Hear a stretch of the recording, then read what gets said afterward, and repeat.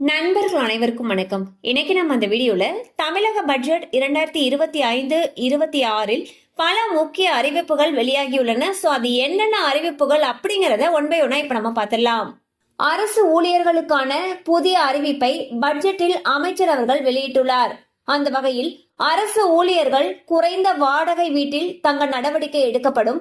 வரும் நிதியாண்டில் 40,000 அரசு பணியிடங்கள் நிரப்பப்படும்.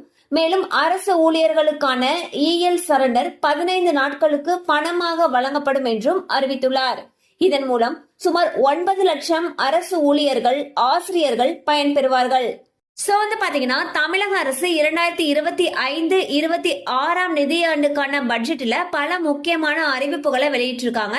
அந்த வகையில பாக்குறப்போ இலவச வீட்டுமனை பட்டாக்கள் வழங்கப்படும் சொல்லியிருக்காங்க. அடுத்து மின்சார இருசக்கர வாகனம் வாங்குறதுக்கு 20,000 ரூபாய் மானியம் வழங்கப்படும். அது மட்டும் இல்லாம கைவினை கலைஞர்கள், சிறு குறு தொழில் செய்யக்கூடிய நிறுவனங்களுக்கு மானியம் வழங்கப்படும் சொல்லியிருக்காங்க. அடுத்து பாத்தீங்கன்னா அரசு ஊழியர்கள், ஆசிரியர்கள் இவர்களுக்கெல்லாம் பல சலுகைகளை அறிவிச்சிருக்காங்க.